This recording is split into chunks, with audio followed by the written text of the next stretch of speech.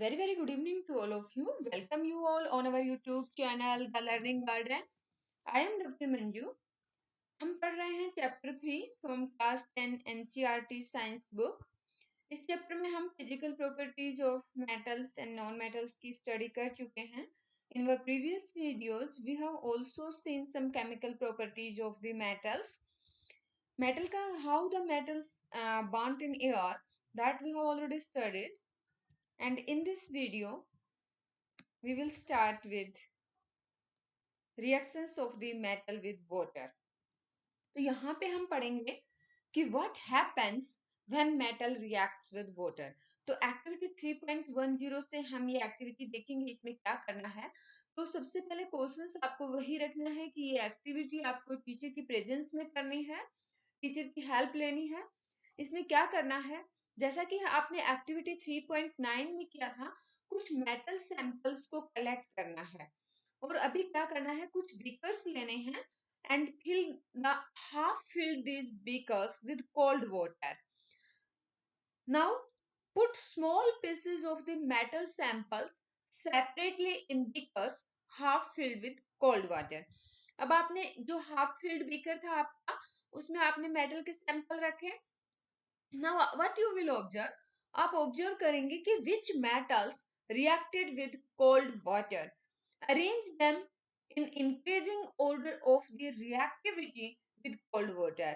Metal के जो है कौन कौन से मेटल्स जो है ऐसे कोल्ड वाटर के साथ रिएक्शन शो कर रहे हैं। Now after experiments what you will do, you will arrange these metals in order of their increasing reactivity with cold water. और आपको क्या नोट करना है, आपको नोट करना है, ऑब्जर्व करना है during the experiment, did any metal produce fire on water, does any metal start floating after some time. ये सारी ऑब्जर्वेशन आपको नोट करनी है। उसके बाद आप ये देखेंगे कुछ मेटल ऐसे होंगे जो कोल्ड वाटर के साथ रिएक्ट नहीं कर रहे हैं। Now what you have to do, जो मेटल कोल्ड वाटर के साथ रिएक्ट नहीं कर रहे हैं उनको आप क्या कीजिए, कोई दूसरा बीकर लीजिए, उस बीकर को आप हॉट वाटर के साथ हाफ फिल्ड कीजिए और then you keep the metal in hot water. अब आप क्या देखेंगे कि कुछ मेटल हॉट वाटर के साथ भी रिएक्ट नहीं कर रहे हैं। Then what you have to do, you have to see the reactions of the metal with steam. और ये आप कैसे देखेंगे स्टीम के साथ, ये हम फिगर 3.3 से आपको दिखाते हैं। उसके बाद आप ये देखेंगे कि कुछ मेटल ऐसे हैं जो स्टीम के साथ भी रिएक्ट नहीं कर रहे हैं। अब आपको क्या करना है कि जितने भी मेटल्स आपने इस एक्सपेरिमेंट में यूज किए हैं उन मेटल्स को आप अरेंज कीजिए in the decreasing order of reactivity with water. अब हम ये देख लें स्टीम के साथ जो रिएक्शन वाला है वो कैसे होगा।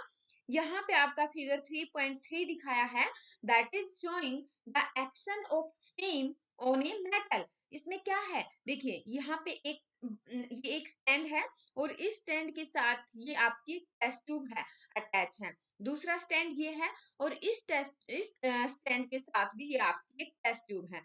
ये एक बीकर है जिसके अंदर सॉफ्ट सॉल्यूशन लिया है। यहाँ पे आप देखिए ये स्टैंड के साथ आपकी टेस्ट ट्यूब है और इस टेस्ट ट्यूब के ऊपर जो है, जो ओपन वाला पार्ट होता है, वहां पे एक कॉर्क फिट किया है और इस कॉर्क में से एक डिलीवरी पाइप जो कि ग्लास पाइप रहती है जनरली, तो ये पाइप जो है आपकी इस कॉर्क में से पास हो रही है और इसको यहाँ पे इस बीकर में रख दिया है, जिस बीकर के अंदर हमने बताया कि इसमें सॉफ्ट सॉल्यूशन है। यहाँ पे आप देखेंगे इस टेस्ट ट्यूब में हमने क्या रखा है, इस टेस्ट ट्यूब में हमने बिल्कुल नीचे टेस्ट ट्यूब में, मतलब बिल्कुल जो टेस्ट ट्यूब की बॉटम हम बोलेंगे, वहां पे हमने ग्लास वूल रखा है। और ग्लास वूल कब रखा है, कैसे रखा है, ग्लास वूल को वाटर के अंदर सोक किया अच्छे से कि हाँ उसमें कि पानी है, ग्लास वूल की उसके अंदर कुछ वाटर से अब्जॉर्ब कर लिया है। Glass wool soaked in water, ये हमने इस टेस्ट ट्यूब की बॉटम में रखा है। और मेटल सैंपल हमने, क्योंकि ये टेस्ट ट्यूब आप देखेंगे, देखिए हॉरिजॉन्टली रखी है और ऐसे रखिए कि यहाँ पे अगर इसके सेंटर में हम मेटल सैंपल रख देंगे तो ये जो, अगर हम इसको वर्टिकली अगर ऐसे रखते कि यहाँ पे आप मेटल सैंपल रखते तो ये फिर से नीचे आ जाता, बट ये आपने देखिए हॉरिजॉन्टली रखी है, तो मेटल सैंपल आपने बीच में रख दिया है और अब आप सिस्टम को डिस्टर्ब नहीं कर रहे हैं तो ये यहीं पे रहेगा।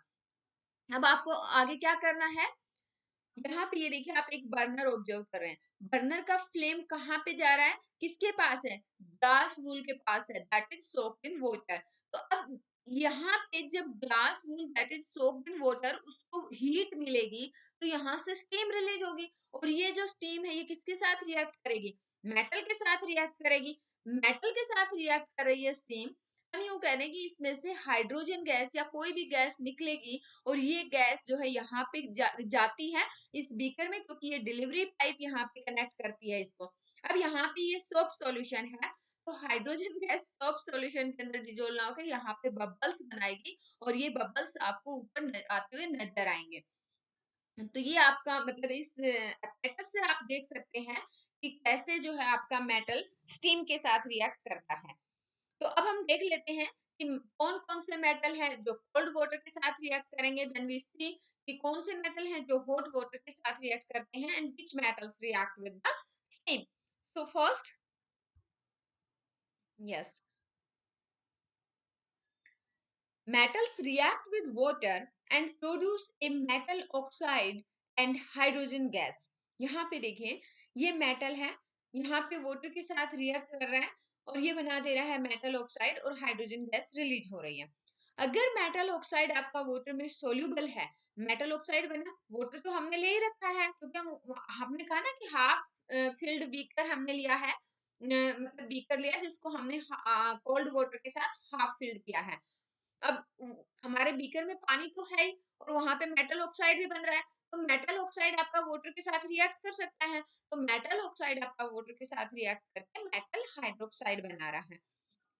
मेटल ऑक्साइड्स, ये कौन से मेटल ऑक्साइड मेटल हाइड्रोक्साइड बनाएंगे, the metal oxides which are soluble in water, तो वो क्या करेंगे, वो वाटर के अंदर डिजोल्व होकर मेटल हाइड्रोक्साइड्स बनाएंगे। लेकिन आपको ध्यान रखना है कि जितने मेटल्स, हम किसी भी मेटल की बात करें तो ऐसा नहीं है कि हर मेटल आपका वाटर के साथ रिएक्ट कर जाएगा, all metals do not react with water.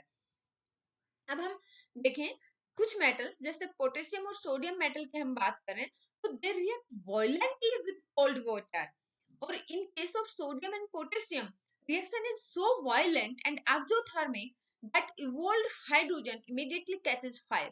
हमने बताया ये मेटल है, वाटर के साथ रिएक्ट करेगा, ये हमारा मेटल ऑक्साइड बना, लेकिन मेटल ऑक्साइड अगर आपका वाटर में सोल्यूबल है तो मेटल हाइड्रोक्साइड बनाएगा और हाइड्रोजन गैस आपकी रिलीज हो रही है, प्लस यहाँ पे आपकी एक्सोथर्मिक रिएक्शन है, हीट एनर्जी रिलीज हो रही है।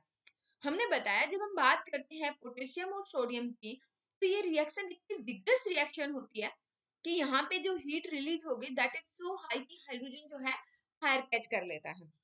तो ये इसलिए ये जो एक्सपेरिमेंट्स हैं ये बहुत ही केयरफुली हैंडल करने होते हैं और टीचर की असिस्टेंस में ही देखना होता है। ऐसा नहीं है कि कहीं मेटल आपका सोडियम आपको दिखाई दिया और आप रिएक्शन करने बैठ जाएं, ऐसा नहीं करना है। सोडियम को अपने वाटर के अंदर नहीं डालना है, अदरवाइज आप देखेंगे कि वहां पे आग लग सकती है।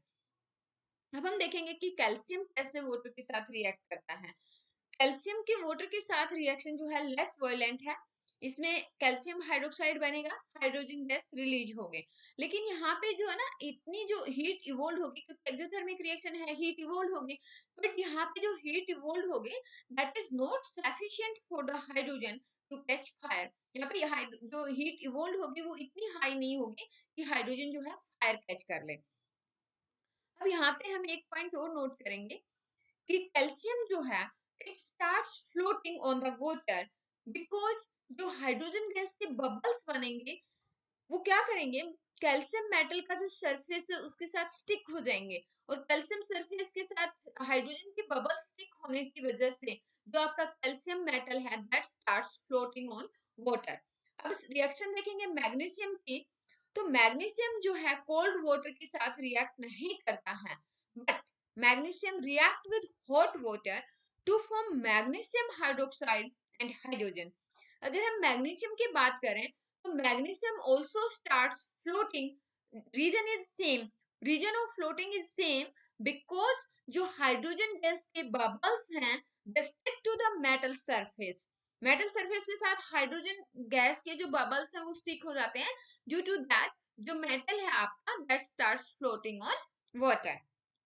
यहाँ पे अगर हम देखें एल्यूमिनियम और आयरन की रिएक्शन वाटर के साथ तो आप पाएंगे कि आपका एल्यूमिनियम ऑक्साइड और फेरस ऑक्साइड की फॉर्मेशन होती है, अगेन हाइड्रोजन गैस यहाँ पे रिलीज होती है।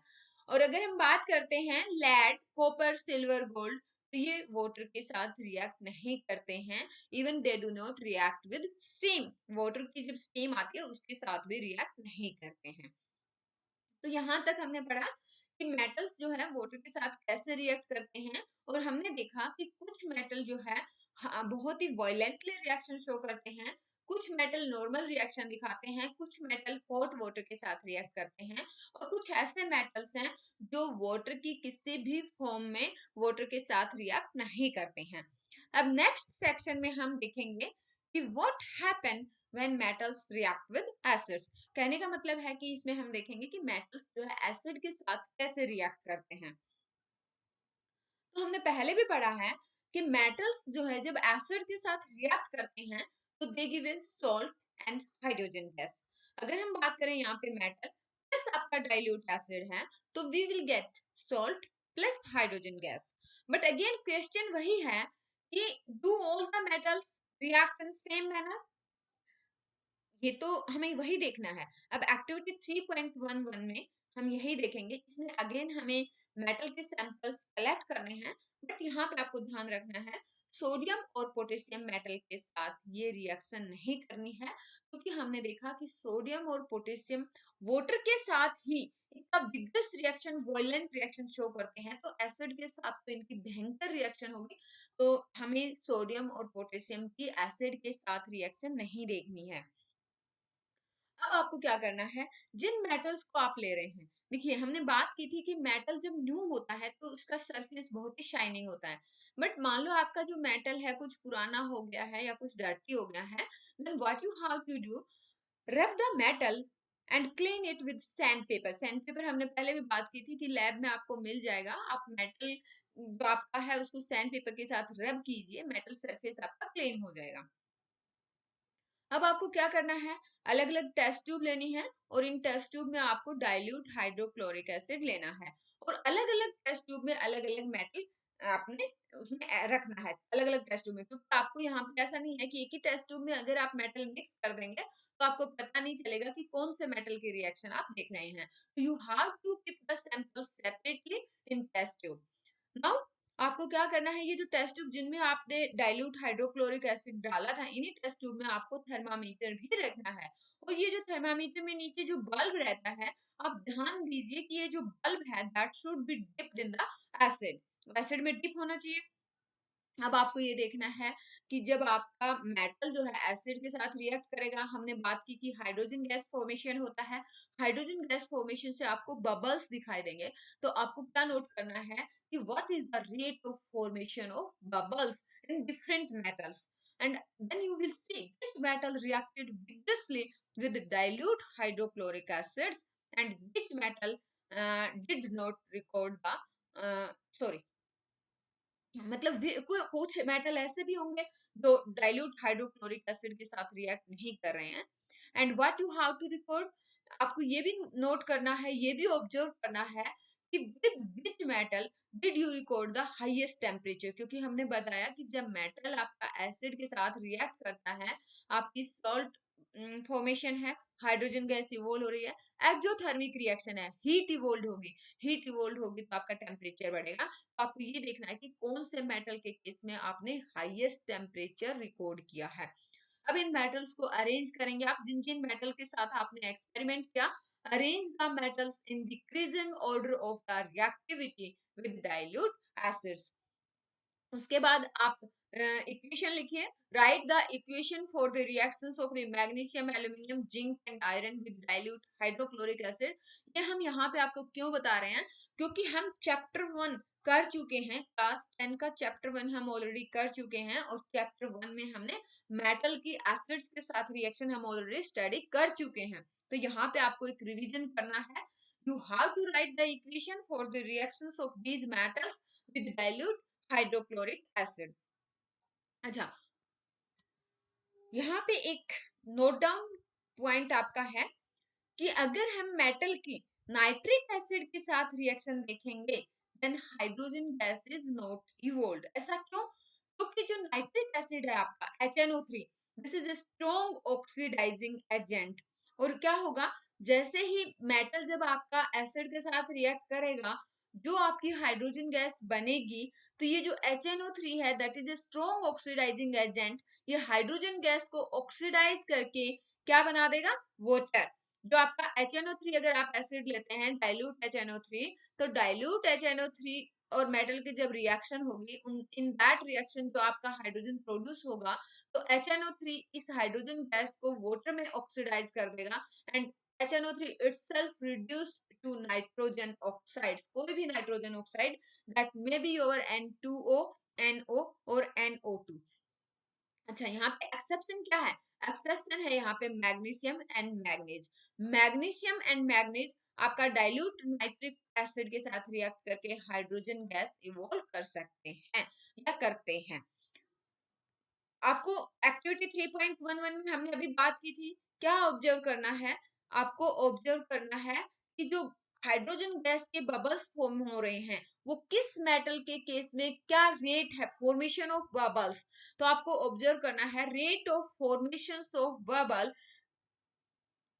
अब यहाँ पे आप क्या देखेंगे, जो एक्टिविटी 3.11 आपने की थी, उसमें आपने पाया कि rate of formation of bubble is fastest in case of magnesium, and reaction was the most exothermic in case of magnesium, but reactivity decreases in the order. जैसे मैग्नीशियम के केस में हमने देखा कि फास्टेस्ट रेट ऑफ फॉर्मेशन है, then reactivity decreases in the order magnesium, then aluminium, zinc and then iron।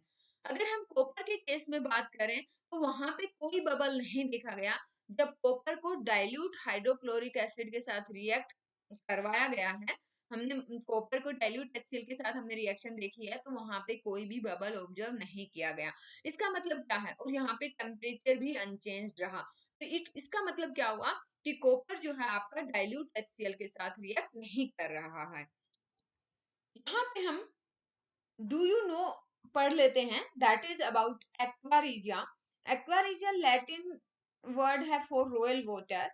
और अगर हम बात करें एक्वारिजिया क्या है, एक्वारिजिया एक फ्रेशली प्रिपेयर्ड मिक्सचर है, किस किसका, concentrated hydrochloric acid and concentrated nitric acid. हमने इनको 3:1 की रेशियो में लिया है, मतलब आपका 3 रेशियो अगर हम लेंगे, जैसे मान लो 3 ml आपने कंसंट्रेटेड हाइड्रोक्लोरिक एसिड लिया है, तो 1 ml आप कंसंट्रेटेड नाइट्रिक एसिड लेंगे, और अगर इनको मिक्स कर देते हैं, तो जो फ्रेशली प्रिपेयर्ड मिक्सचर है उसको हम बोलते हैं एक्वारिजिया।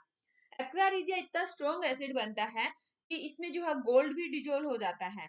हमने देखा कि गोल्ड जो है ना, तो आपका अगर हम ये लें अलोन में नाइट्रिक एसिड लें, मतलब हमने गोल्ड को नाइट्रिक एसिड में डिजोल्व करना चाहते हैं, तब भी डिजोल्व नहीं होगा, और गोल्ड को अगर हम हाइड्रोक्लोरिक एसिड में डिजोल्व करना चाहेंगे, तब भी डिजोल्व नहीं होगा। बट जब हम इसका मिक्सचर लेते हैं एक्वारिजिया, तो उसमें आपका गोल्ड डिजोल्व हो जाता है। तो एक्वारिजिया हाईली कोरोजिव है, बहुत सारे फ्यूम्स इसमें आते हैं, फ्यूमिंग लिक्विड है, एंड कुछ एक रिएजेंट्स हैं जो गोल्ड और प्लेटिनम को डिजोल्व कर देते हैं, तो उनमें से one of the few reagent is aqua regia that is able to dissolve gold and platinum. तो यहाँ पे हमने मेटल का रिएक्शन देखा, मेटल जो है कैसे वाटर के साथ रिएक्ट करते हैं, कैसे एसिड्स के साथ रिएक्ट करते हैं। अब इसमें हमारा जो नेक्स्ट सेक्शन है, यहाँ पे हम देखेंगे कि how do metals react with solutions of other metal salts. तो अगर आपको ध्यान हो, हमने डिस्प्लेसमेंट रिएक्शन देखा था चैप्टर 1 में, तो उसमें हमने देखा था कि जो ज्यादा रिएक्टिव मेटल है, वो दूसरे मेटल के सॉल्यूशन के साथ रिएक्ट करके उसको डिस्प्लेस कर देता है। तो कुछ उसी तरह की रिएक्टिविटी यहाँ पे एक्टिविटी 3.12 में हम देखेंगे। इसमें क्या किया, इसमें एक क्लीन वायर ऑफ कॉपर और एक आयरन नेल, दो आपने मेटल लिए हैं, और आप आपने क्या किया, जो कॉपर वायर है उसको रखा है आयरन सल्फेट के सॉल्यूशन में, और जो आयरन नेल है उसको रखा है कॉपर सल्फेट सॉल्यूशन में, दोनों को अलग अलग टेस्ट ट्यूब में रखा है। अभी हम फिगर दिखाते हैं। देन आपको 20 मिनट्स तक इस सिस्टम को डिस्टर्ब नहीं करना है। ये देखिए फिगर 3.4 यहाँ पे आपका दिखाएगा reactions of the metal with salt solution. ये दो अलग अलग टेस्ट ट्यूब हैं, एक टेस्ट ट्यूब में दोनों ही जो है कॉर्क के साथ फिट है, थ्रेड के साथ हमने एक टेस्ट ट्यूब के अंदर आयरन नेल को रखा है, और इस टेस्ट ट्यूब में जहाँ पे हमने आयरन नेल डिप किया है, सॉल्यूशन किसका है, कॉपर सल्फेट सॉल्यूशन है। और दूसरी जो आपकी टेस्ट ट्यूब है, इसमें हमने सॉल्यूशन लिया है आयरन सल्फेट सॉल्यूशन, और इसमें हमने थ्रेड के साथ जो बांधा है मेटल है, that is our copper wire. तो अब आपको क्या करना है, आप ये देखेंगे कि कौन सी टेस्ट ट्यूब में आपकी रिएक्शन हुई है, in which test tube did you find that a reaction has occurred, और किस बेस पे आप बताएंगे कि आपकी रिएक्शन हुई है, एक्चुअल में आपकी रिएक्शन हुई है, किस बेस पे आप बोलेंगे। अब आपको क्या करना है, ये जो आपकी ऑब्जर्वेशन है, इनको जो आपने प्रीवियस एक्टिविटीज की हैं, जो आपने 3.9, 3.10 एंड 3.11, उनसे कोरिलेट करके देखना है, क्योंकि उन एक्टिविटीज में हम वही तो देख रहे थे कि मेटल जो है, कौन से मेटल ज्यादा रिएक्टिव है, कौन से मेटल कम रिएक्टिव है, और आपको एक बैलेंस्ड केमिकल इक्वेशन लिखनी है जो भी यहाँ पे रिएक्शन होगी। क्योंकि ये हम यहाँ पे लिखने के लिए क्यों बोल रहे हैं, जैसा मैंने पहले भी बताया कि हम चैप्टर 1 पढ़ चुके हैं, चैप्टर 1 की वीडियोस मैं ऑलरेडी अपलोड कर चुकी हूँ the learning garden YouTube channel पे, तो आप वहां पे देख सकते हैं। और फिर आपको कौन सी टाइप ऑफ रिएक्शन है उसका नाम आपको बताना है। तो यहाँ पे आप देखिए, जो रिएक्टिव मेटल होगा वो क्या करेगा, लेस रिएक्टिव मेटल को डिस्प्लेस कर देगा from there compounds in the solution और मोलेक्युलर फॉर्म। तो यहाँ पे हम देखेंगे, ये देखिए यहाँ पे ये आयरन है, और ये जो हमने सॉल्यूशन लिया है, ये कॉपर सल्फेट सॉल्यूशन लिया है। तो एक्चुअली अगर आपको चैप्टर 1 याद है तो हम आपको बता दें, आयरन की रिएक्टिविटी कॉपर से ज्यादा है, तो आयरन क्या करेगा, कॉपर सल्फेट सॉल्यूशन से कॉपर को डिस्प्लेस करके आयरन सल्फेट बनाएगा, तो कुछ कॉपर फ्री हो जाएगा। अब ये कॉपर जो फ्री कॉपर है, ये आयरन नेल के साथ आके मतलब आपका आयरन नेल के साथ स्टिक हो सकता है, क्योंकि फ्री कॉपर है, आपका आयरन नेल का कलर चेंज हो जाएगा। तो जो हमने पहले भी यहाँ पे ये चैप्टर पहले जो प्रीवियस सेक्शंस में हमने ये देखा कि जितने भी मेटल्स हैं, all the metals are not equally reactive, क्योंकि कुछ मेटल की रिएक्टिविटी हाई है, कुछ मेटल की रिएक्टिविटी कम है, और कुछ मेटल ऐसे हैं जिनकी रिएक्टिविटी हाई नहीं। तो reactivity of the various metals with oxygen, waters and acids इस चैप्टर में हम ऑलरेडी स्टडी कर चुके हैं। All the metals do not react with these reagents. So we were not able to put all the metal samples we had collected in decreasing order of the reactivity. क्योंकि सारे के सारे metal ऐसा नहीं है ना कि अच्छे से रिएक्ट करके दिखा रहे हैं और हमें पता चल जाए। तो इन बेसिस पे हम जो है मेटल्स को रिएक्टिविटी ऑर्डर में अरेंज नहीं कर सकते। लेकिन जो डिस्प्लेसमेंट रिएक्शन हमने चैप्टर 1 में पढ़ा था, it give a better evidence about the reactivity of the metal, क्योंकि हमें पता है कि जो मेटल ज्यादा रिएक्टिव होगा वही सॉल्यूशन से दूसरे मेटल को डिस्प्लेस कर पाएगा। It is simple and easy if metal A displaces metal B from its solution. तो इसका मतलब क्या है, metal A is more reactive than metal B. जैसे मान लो यहाँ पे मेटल ए है, यहाँ पे हमने जैसे लिया कि आयरन, यहाँ पे आयरन नेल आपका मेटल ए हो गया, और प्लस आपका सॉल्ट सॉल्यूशन ऑफ बी है, सॉल्ट सॉल्यूशन ऑफ बी मान लो आप यहाँ पे आपका बी हो गया कॉपर, और कॉपर का सॉल्यूशन हो गया copper sulphate, that is your salt solution.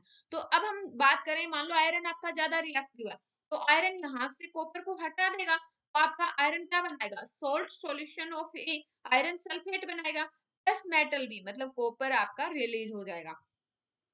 तो यहाँ पे विच मेटल कॉपर और iron is more reactive according to your observation. ये तो मैं ऑलरेडी बता ही चुकी हूँ कि यहाँ पे हमारा आयरन जो है ज्यादा रिएक्टिव होता है, और आयरन जो है कॉपर को डिस्प्लेस कर देगा। अब हम बात करेंगे यहाँ पे रिएक्टिविटी सीरीज की। लेकिन ये जो आप रिएक्टिविटी सीरीज को अच्छे से समझने के लिए आपको चैप्टर फर्स्ट की जो वीडियोज हैं उनका रिवीजन करना है, तो ये आपके दिमाग में बिल्कुल अच्छे से फिट हो जाएगा कि कैसे हम रिएक्टिविटी ऑर्डर देख रहे हैं। तो रिएक्टिविटी सीरीज क्या है कि इसमें हमने कुछ मेटल्स की लिस्ट बनाई है, और इन मेटल्स को अरेंज किया है इन order of their decreasing activity, मतलब जो सबसे ज्यादा रिएक्टिव मेटल हैं उनको ऊपर रख दिया है, और जैसे जैसे इनकी रिएक्टिविटी डिक्रीज हो रही है, एक्टिविटी डिक्रीज हो रही है, वैसे ही हमने मेटल्स को अरेंज किया है।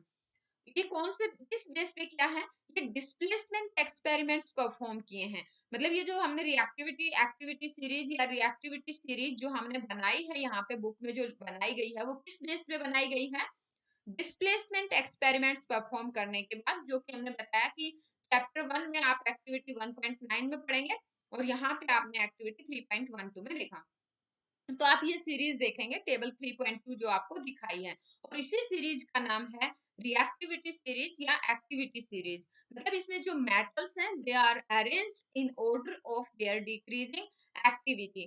तो यहाँ पे आप देखेंगे कि potassium, sodium, these are the most reactive metal, then calcium, magnesium, aluminium, zinc, iron, lead, hydrogen, copper, mercury, silver and gold. तो नीचे जब हम जाते हैं गोल्ड, सिल्वर, तो ये हम जो है लिस्ट रिएक्टिव मेटल्स में आ जाते हैं।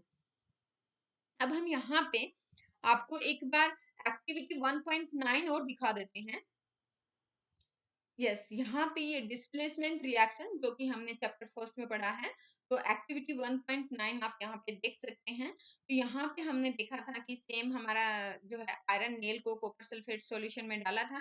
देन हमने ये देखा कि जो आयरन है आपका कॉपर सल्फेट सॉल्यूशन से कैसे जो है कॉपर को डिस्प्लेस कर देता है, क्योंकि आयरन ज्यादा रिएक्टिव है, आयरन ज्यादा रिएक्टिव है तो ये कॉपर को इजिली हटा देगा। तो यहाँ पे आपका सॉल्यूशन जो है दैट विल बी आपका जो प्रोडक्ट बनेगा वो होगा आपका सॉल्यूशन जो है आयरन सल्फेट का बन जाएगा, और कॉपर एटम को ये सॉरी कॉपर मेटल को रिलीज करेगा। तो यहाँ पे आप देखेंगे कि आयरन जो है आपका ज्यादा रिएक्टिव है एज कम्पेयर टू कॉपर। तो इस वीडियो में हम इतना ही रखते हैं।